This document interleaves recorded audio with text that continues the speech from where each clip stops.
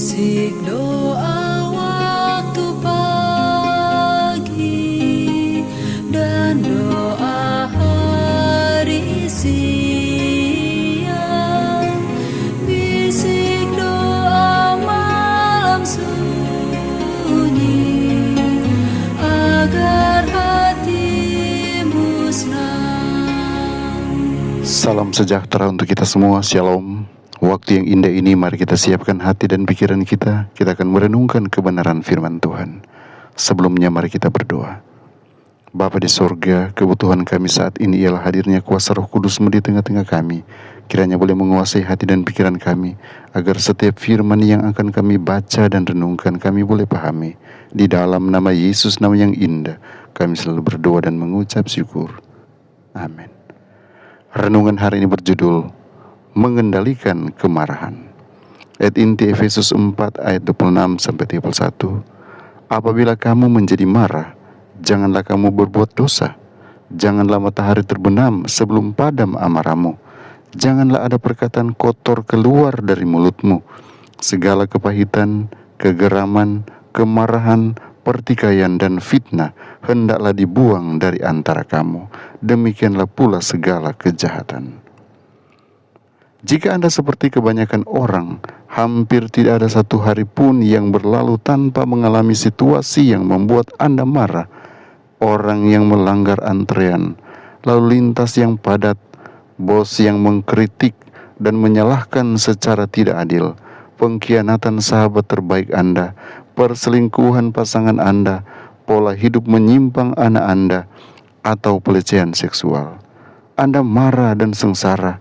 Pikiran Anda berteriak untuk membalas dendam. Anda ingin orang-orang berhenti melakukan kesalahan itu. Anda siap untuk bertarung.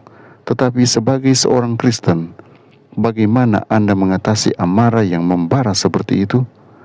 Alkitab mungkin tidak dipikirkan sebagai buku teks tentang pengendalian amarah. Namun, penanganan Rasul Paulus terhadap hal tersebut dalam Efesus adalah psikologi modern yang sangat efektif. Pertama, Paulus mengatakan bahwa tidak apa-apa jika kita marah. Ada banyak ketidakadilan dan kejahatan nyata yang seharusnya membuat orang Kristen marah. Kualifikasinya adalah jangan berbuat dosa. Jangan lakukan sesuatu yang menyakiti diri Anda atau orang lain, atau yang merusak hubungan Anda dengan Tuhan. Kedua, hilangkan amarah itu sesegera mungkin. Jangan biarkan matahari terbenam sebelum padam amarahmu.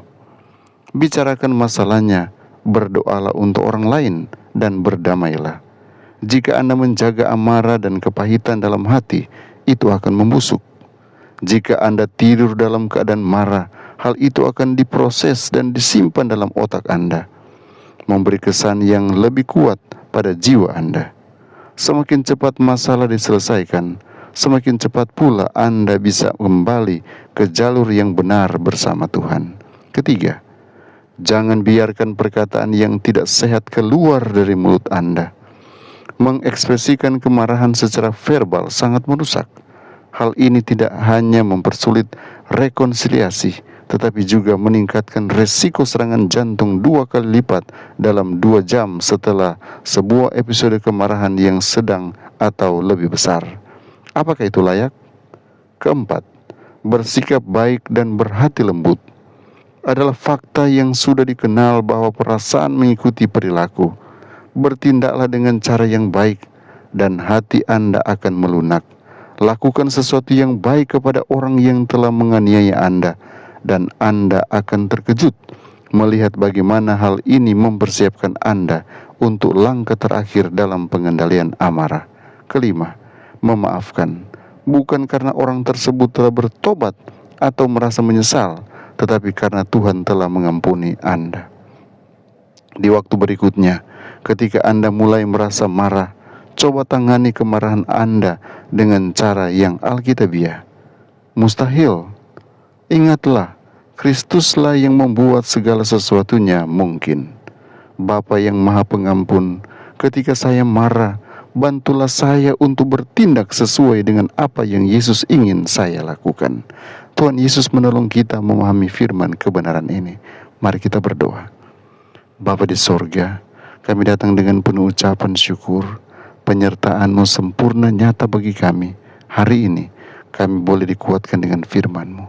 Kiranya firman ini termeterai dalam hati dan pikiran kami, dan akan menolong kami berubah menjadi anak Tuhan yang tidak akan marah, tapi kami akan mengendalikan segala sesuatu dengan baik dan boleh memberi dampak yang positif bagi kesehatan, bagi hubungan, bahkan bagi kesetiaan kami kepada Tuhan. Tuhan akan menolong kami hari ini melewati setiap pencobaan.